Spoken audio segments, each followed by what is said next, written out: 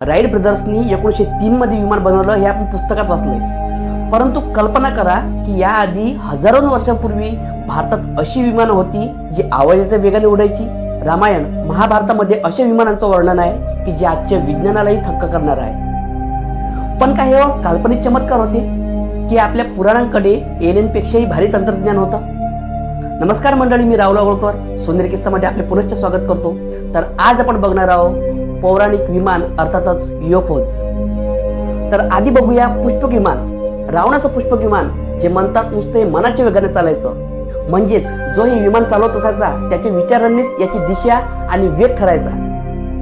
आजचं न्यूरलिंक किंवा mind control हे तंत्रज्ञान आपण आजच्या 21व्या युगात बघतोय, परंतु रामायणामध्ये मात्र त्याचा उल्लेख तेव्हाच होता. विशेष म्हणजे यात बसणाऱ्यांची संख्या कितीही असली तरी एक जागा मात्र नेहमीच खाली राहायची. हे कसं काय शक्य होतं? एवढंच नाही तर आता बोलूया महाभारताकडे. महाभारतामध्ये विमानाचं वर्णन आलेलं आहे. म्हणतात कर्ण आणि अर्जुन यांचं युद्ध हे जमिनीवरच चाललं नाही तर ते आकाशामध्ये सुद्धा चाललं. ग्रंथांमध्ये वर्णन आहे की या विमानाच्या सहाय्याने आकाशामध्ये अग्निवर्षाव व्हायचा. तर आता हे वर्णन आजचे मिसाईल्स आणि युएफओ अटॅकशी इतकं मिळतं जुळतं कसं काय शकतं? पुढील विचार करणारी बाब म्हणजे ऋषी भारद्वाज यांचा वैमानिक शास्त्र हा ग्रंथ. या ग्रंथाने सर्व जगाला चकित केलं आहे. या ग्रंथामध्ये त्यांनी 32 प्रकारचे विमान आणि त्यांच्या इंधनांची माहिती दिली आहे. धक्कादायक बाब म्हणजे या ग्रंथामध्ये त्यांनी मर्क्युरी इंजिन विषयी माहिती दिली आहे. तर आजच्या शास्त्रज्ञांच्या मते मर्क्युरीचा वापर करून अँटीग्रॅव्हिटी निर्माण करता येते. पण आजच्या तंत्रज्ञानाच्या युगात 21व्या शतकात वैज्ञानिक ज्या मर्क्युरीवर बोलत आहे ते ऋषी भारद्वाज यांना आधीच कसं काय माहित होतं?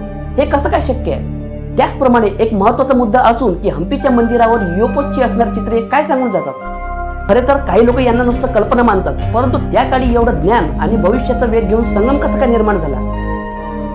आणि खरंच ह्या जर गोष्टी कल्पना असत्या तर आज त्याच गोष्टी जशाच्या तशा का बरं घडत आहेत? अर्थातच हे सत्य आजही कुठेतरी गुप्त स्वरूपात असेल, परंतु भारताचे प्राचीन विमान हे आजही न सुटणारं कोड आहे. तुम्हाला आपले भारतीय पौराणिक विमान आणि आजची युएफओज यामध्ये काय अंतर वाटतं ते कमेंट करून नक्की कळवा. व्हिडिओ लवकरच एका नवीन व्हिडिओमध्ये तोपर्यंत बघत राहा सोनेरी किस्सा.